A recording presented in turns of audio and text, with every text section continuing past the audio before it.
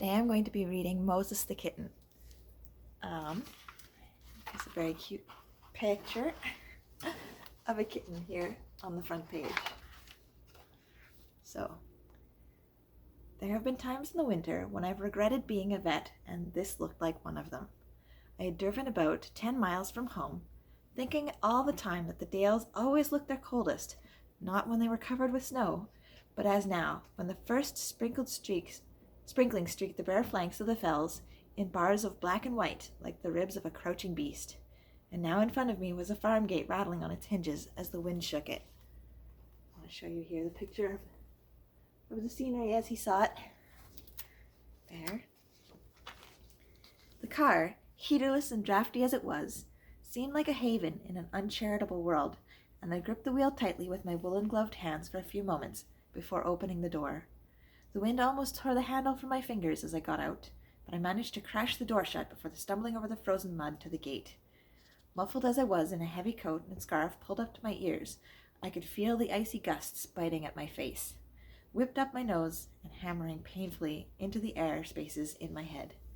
I had driven through and, streaming-eyed, was about to get back into the car when I noticed something unusual. There was a frozen pond just off the path, and among the rime-covered rushes which fringed the dead opacity of the surface a small object stood out, shiny black. Here's the gate. And here's what the vet saw. Can you see what that is? Here we go. I went over and looked closer. It was a tiny kitten, probably about 6 weeks old, huddled and immobile, eyes tightly closed. Bending down, I poked gently at the furry body. It must be dead. A morsel like this couldn't possibly survive in such cold. But no, there was a spark of life, because the mouth opened soundlessly for a second, then closed. Quickly I lifted the little creature and tucked it inside my coat. As I drove into the farmyard, I called to the farmer, who was carrying 2 buckets out of the calf house. "I've got one of your kittens here, Mr. Butler. It must have strayed outside."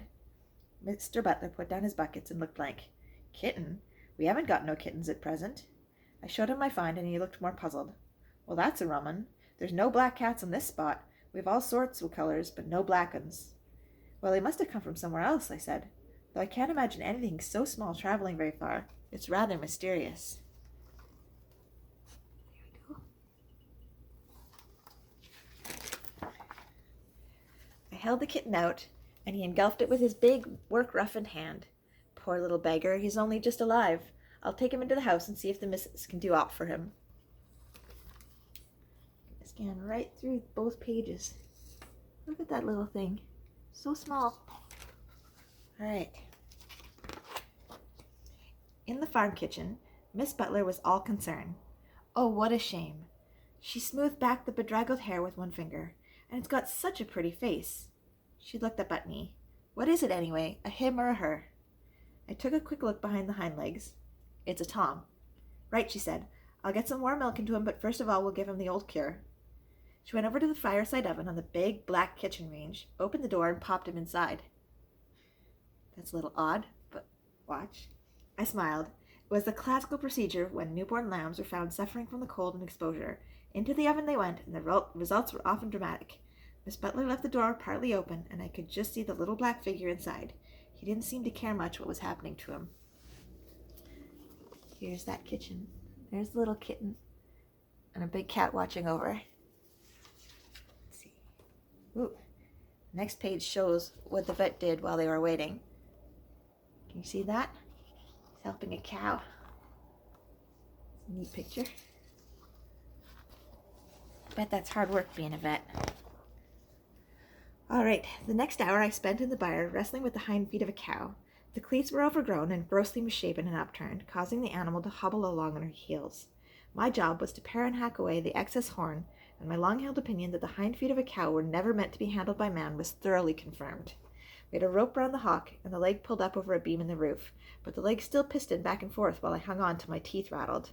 By the time I had finished, the sweat was running into my eyes, and I had quite forgotten the cold day outside. Still, I thought, as I eased the kinks from my spine when I had finished, there were compensations. There was a satisfaction in the sight of the cow standing comfortably on 2 almost normal-looking feet. Well, That's summit like, Mr. Butler grunted. Come into the house and wash your hands. There's our kittens. And there's our cow. Happy and contented.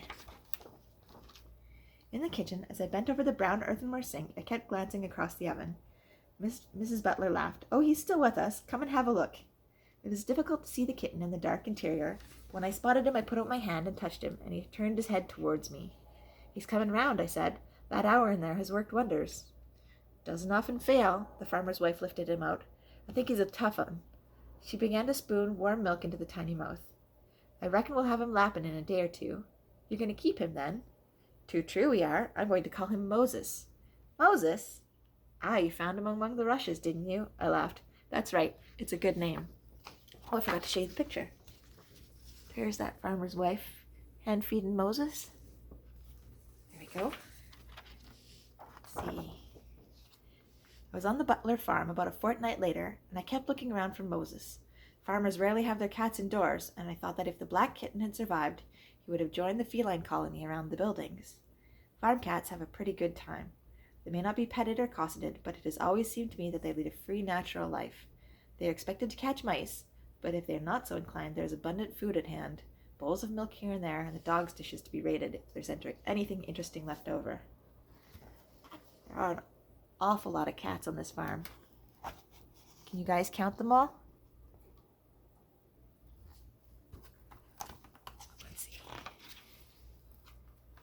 I had seen plenty of cats around today, some flitting nervously away, others friendly and purring. There was a tabby loping gracefully across the cobbles, and a big tortoiseshell was curled up on a bed of straw at the warm end of the byre. Cats are connoisseurs of comfort. When Mr. Butler went to fetch some hot water, I had a quick look at the bullock house, and a white Tom regarded me placidly from between the bars of a hay rack where he had been taking a siesta. But there was no sign of Moses. Let me show you those cats. See? And here's the other one.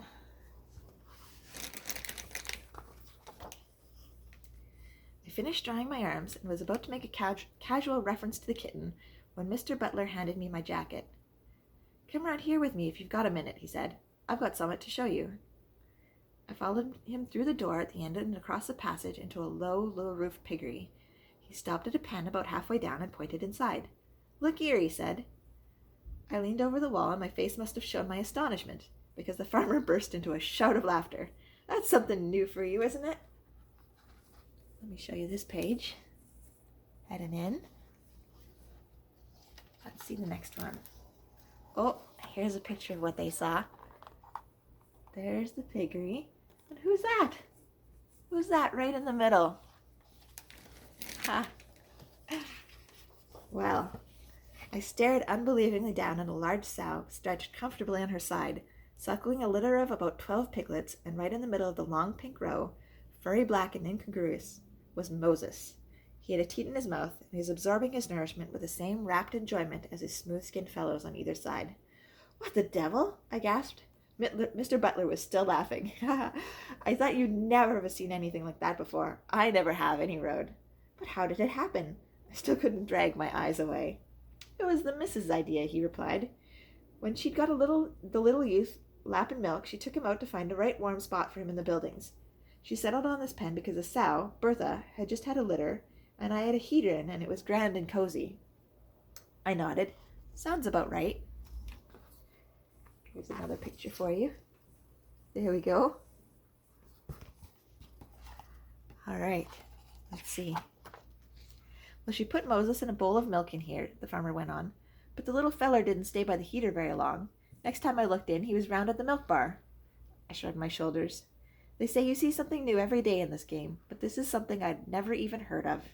Anyway, he looks well on it. Does he actually live on the sow's milk, or does he still drink from his bowl? Bit of both, I reckon. It's hard to say. Anyway, whatever mixture Moses was getting, he grew rapidly into a sleek, handsome animal with an unusually high gloss to his coat, which may or may not have been due to the porcine element in his diet. Here's a picture of Moses a little bigger on the farm. Let's see. I never went to the Butlers without having a look in the big pen. Bertha, his foster mother, seemed to find nothing unusual in this hairy intruder, and pushed him around casually with pleased grunts, just as she did with the rest of her brood. Moses, for his part, appeared to find the society of the pigs very congenial. When the piglets curled up together and settled down for a sleep, Moses would be somewhere on the heap. And when his young colleagues went weaned at 8 weeks, he showed his attachment to Bertha by spending most of his time with her.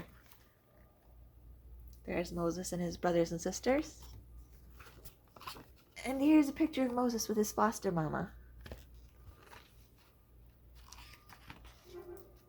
Oh, and it stayed that way over the years. Often he would be right inside the pen, rubbing himself happily along the comforting bulk of the sow. But I remember him best in his favorite place, crouching on the wall looking down, perhaps meditatively, on what had been his first warm home. The end. Well, now that's a nice farm story for you. I hope you all enjoyed it. Bye.